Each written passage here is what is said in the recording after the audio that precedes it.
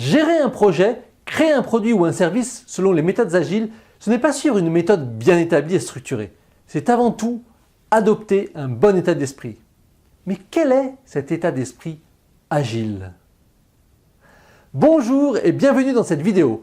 Voici 5 états d'esprit ou postures à garder en tête pour innover de façon agile. La positivité, comprendre ses utilisateurs, viser la simplicité, se dire que l'échec n'existe pas et être ouvert à d'autres disciplines. Pour innover et sortir des sentiers battus, adoptez une posture d'ouverture. Dites oui avant de dire non. Chassez les idées préconçues, restez positif et interagissez avec les autres. Ne cherchez pas les attentes des utilisateurs. Ce qui est important, c'est de comprendre leur contexte pour en faire le point de départ de l'innovation. Avant de se lancer dans la création d'un produit ou d'un service, il est plus important de comprendre ce que vos utilisateurs disent, font, pensent, ressentent, plutôt que de leur demander de quoi ils ont besoin.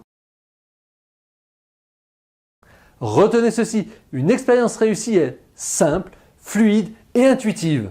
Les utilisateurs ne doivent pas entrevoir la complexité de votre solution. C'est ce qui fait par exemple le succès d'Uber. En 2 clics, vous commandez le chauffeur le plus proche de vous. Pourtant, l'exécution technique de cette application est très complexe. Avant d'investir trop de temps dans votre projet, pensez à recueillir les retours de vos utilisateurs. Plus vite vous testez votre solution, plus vite vous pourrez l'améliorer.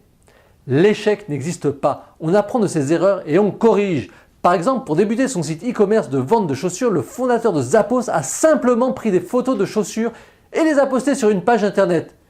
Cela lui a permis de vérifier que des utilisateurs étaient prêts à les acheter en ligne. C'est ce qu'on appelle le MVP, Minimum Viable Product, que nous verrons plus en détail dans une prochaine vidéo. Enfin, innover de façon agile, c'est ouvrir le champ des possibles au maximum. Et toutes les disciplines sont les bienvenues afin d'étudier différents points de vue, y compris les sciences humaines, les sciences sociales, les arts et encore bien d'autres. Merci de votre attention et à bientôt dans une prochaine vidéo.